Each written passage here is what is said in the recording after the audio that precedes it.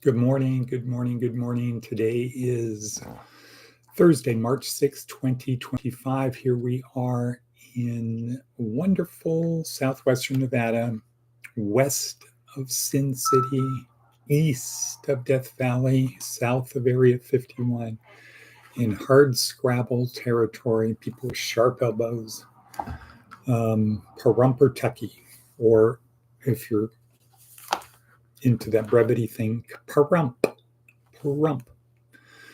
My name is Edward Bevilacqua. This is Career Services, Department of Career Services, where our goal is to help our students and interested people on their journey through this transcendent life. And if you claim to be a Christian, you have to accept that this is a transcendent life, meaning something comes after this. And we get to choose how we're going to navigate through this life. Our goal is to help our students and interested people navigate to the best possible outcome.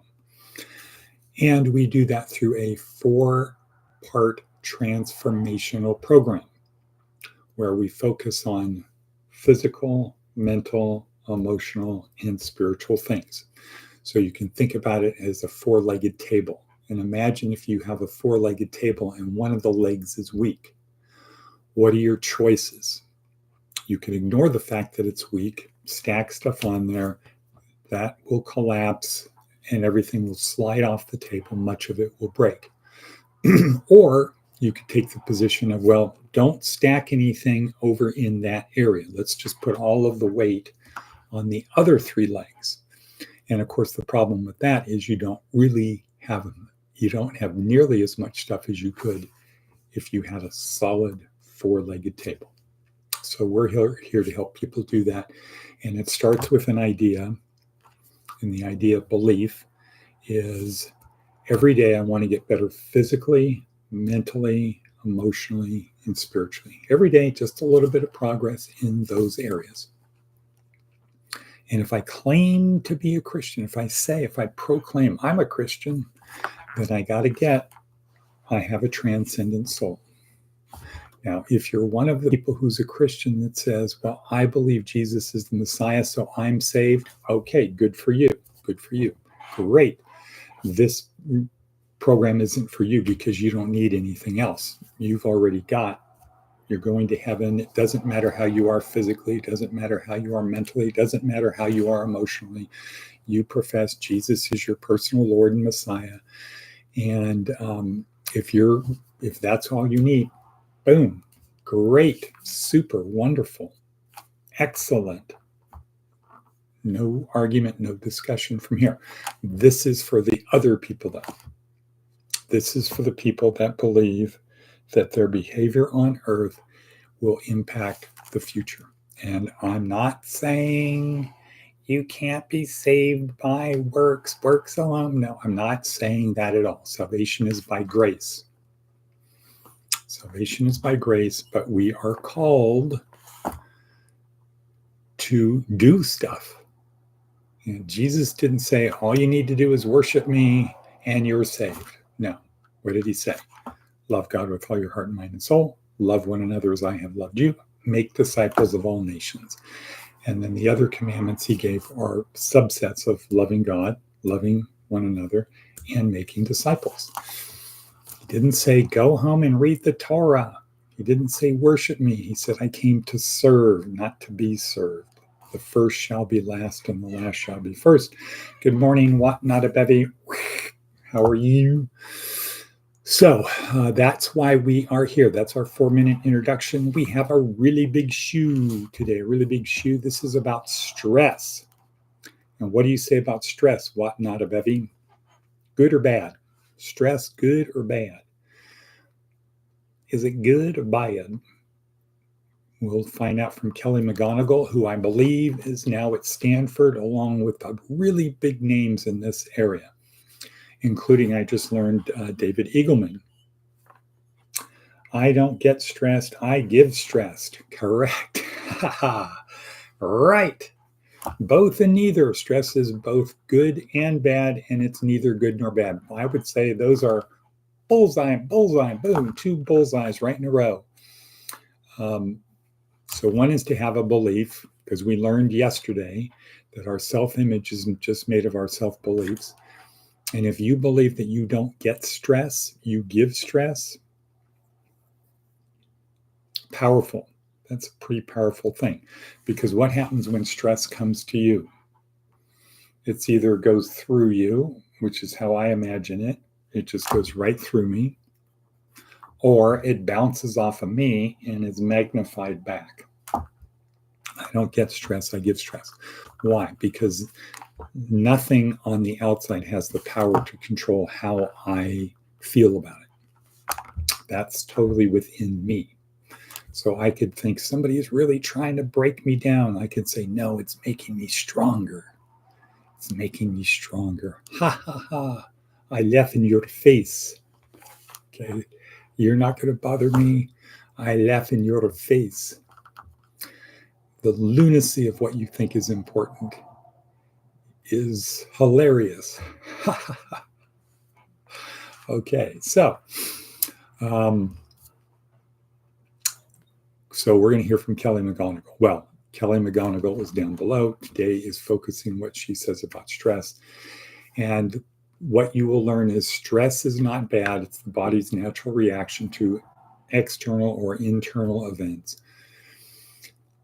It's the belief about whether stress is good or bad. Matticus von Atticus, you know the plan to be at Pratt at 8:30, right? Right, Matticus von Atticus? If you're going to Vegas, if you're going to reconnoiter this Stoneballers opportunity, and more on that on the way, if you are going to be there, which I would highly recommend. All right, bunk. That's a hi. That's not an Elon Musk. That's just, hi there, everybody. I'm just waving my hand because I'm from the South. Okay, so stress, that's the thing for today. But what else we got on our hit parade? What's on our worksheet down below where all the magic happens? Advice from an 80-year-old. Keep secrets. And the key word there is keep, not secrets. It's keep. Keep the secret. You're going to learn later. Don't burden a friend with it. What else we got on our hit parade? We've got Seth Godin. See how I say that? Seth Godin. Like I'm from North Carolina. I say Seth Godin. Seth Godin. You might not get a third chance. First impression is vitally important. It positions us, establishes the tone of our relationship, and earns trust. But we're human, and it's unlikely that every first impression will be as useful as we'd like. Fortunately, people can speak up and let us know, particularly if we make it easy for them to do so. When a customer or partner lets us know that we made a lousy first impression, it's time to lean in. You're not going to get a third chance to make a second impression.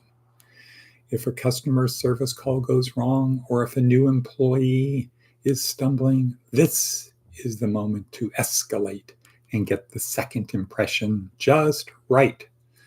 It shows that we can recover, that we're listening, and that the relationship is worth something to us. What an opportunity to make things right. If your team isn't empowered to escalate support at the first hint of a problem, you're letting them down. Okay, that's a very good one by Seth Godin. That's kind of a one-time through. You can still get it, which most of his are. Some aren't, most are.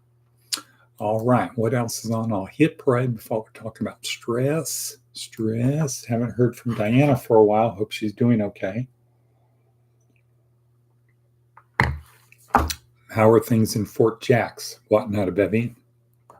We had rain here today. As you're answering that question, we are in day 4 of week 2 of our neuroscience-oriented approach to success. Day 4, week 2. Following on with that stress.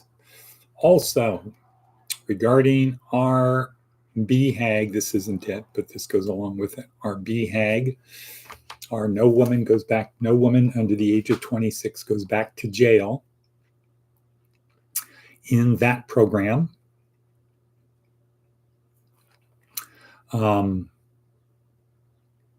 we now have, let's see, some jails in Clark County, Nye County, Esmeralda County, Landers County, Mineral County. We've got the 5 of the 500,000 counties in Nevada on board. Not really on board, they're in play. We've got a couple on board and a couple very interested, including a conference call yesterday. And yeah, I'll say that. And yeah, I'm at school. Okay, good. Good for you. What not a Betty? I have breakfast at the Lutheran Church, pastor's breakfast at 7:30. So it's going to be a short one, but I've already done 20 minutes. I did my 10 minutes of full body stretch, and I did my 10 minutes of yoga. Yeah, I'm a yoga expert. I put in 10 minutes today, man. Boom. Yeah, 10 minutes. See, I can pat myself on the back. Okay, so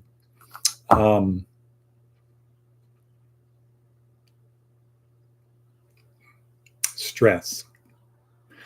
So we learned from Kelly McGonigal, who's that Stanford. She's really on the, or was, I think she still is on that team. Carol Zwack.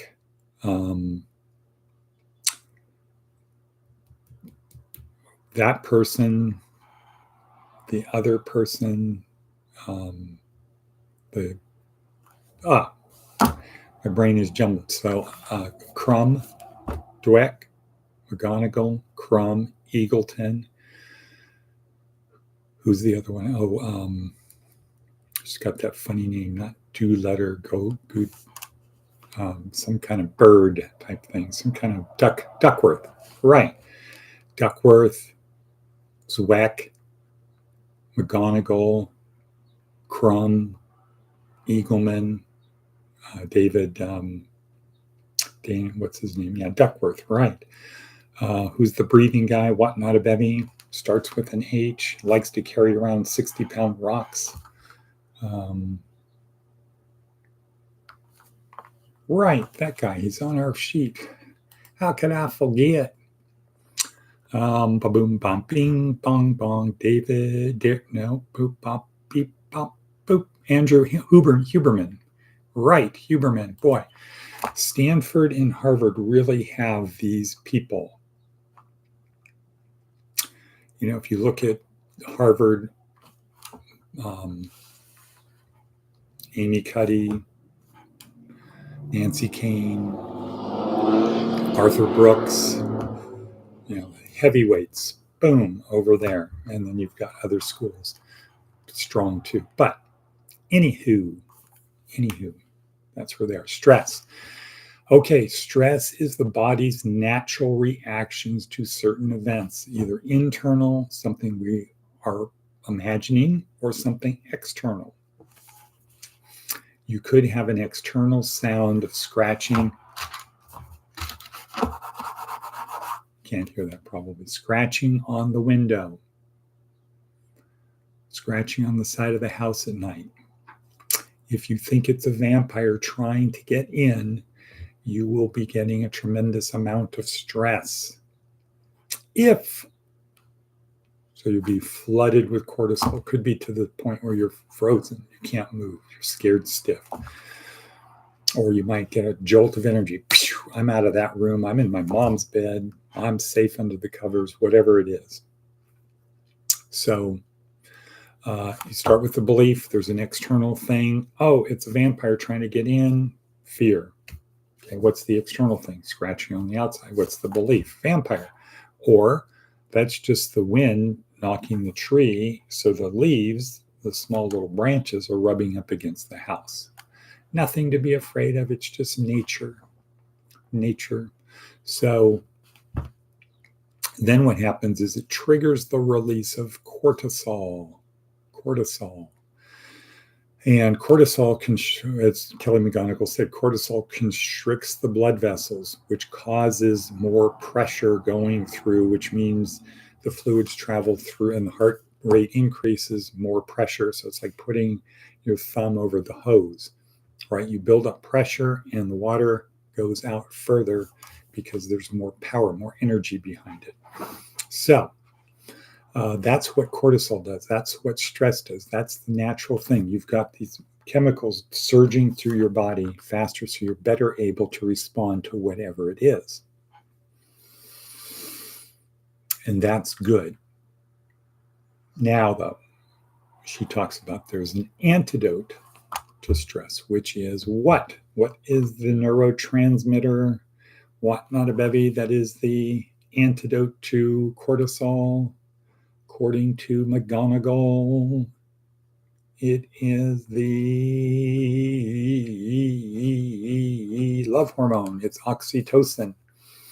Oxytocin. She says what oxytocin does is it expands the blood vessels, right? They get bigger. So there's less pressure. Your heart is still beating, less pressure. It attaches to your heart and repairs your heart. Perhaps that's the reason why we think that love is in our heart, because we've got oxytocin attaching to the heart and taking away the stress that we have. And when I say stress, it's value neutral. It's not bad. It's just the body's natural reaction. So you still have your heart beating. You feel better about it because your blood vessels expand, less pressure, and we're now more able to do things. So oxytocin. And so she says, what is that? That's the feeling of love, but she says it's also the feeling of courage. Courage. So if you're in your bed and you think there could be a vampire or a monster under your bed or in the closet or trying to get in your room, you want to release oxytocin. And so one thing could be courage. And this, of course, is where another case of religion coming in. Praying, God, help save me. I'm under the protection of God or an angel, my guardian angel, my guardian angel. Why do we have that concept? Because it's true. Well, yes, but it also works. It's true and it works. If we believe we have a guardian angel protecting us, what happens to the cortisol or what happens to the oxytocin? How do you feel? Isn't, if you think about it, isn't a guardian angel somewhat like a sponsor in AA? Right? Someone you can reach out to. They're going to protect you. They're going to talk you off the ledge type of thing. Right. But what's happening internally? Oxytocin, people. So stress in itself is not bad. Stress gives us the energy. It creates awareness. We get focus. Stress is not bad. It's the body's natural thing. If we did not have stress, if we didn't have cortisol, we would not be existing today. We wouldn't be here. Stress is not bad. In its absolute sense, stress is good. It's necessary. However, releasing cortisol for extended periods of time is not good. Not good. And so if you notice you're in that situation, you're going to be getting sick, or if you're getting sick, look for where's the stress in my life? What's causing my immune system to not work so well? Oh, it's my diet, man. Or maybe I need to work out a little bit more. Maybe I need to get my heart, my system, my cells flushed out of toxins and the bad stuff. Maybe I need to get in better shape. But one thing I can certainly immediately do is stop the cortisol, increase the oxytocin, go to church, feel the presence of the Lord. Okay, we're 19 minutes in. Thank you, people, for being there. Matt, please don't be late. Don't be super early. Don't want you hanging out there. Don't be early. Don't be late. Ideally, I will meet you and Lily at the gate. I don't need to drive in, ideally. So, but it kind of depends on what time I get done with my breakfast. And we got to call it cut because it is at that witching time.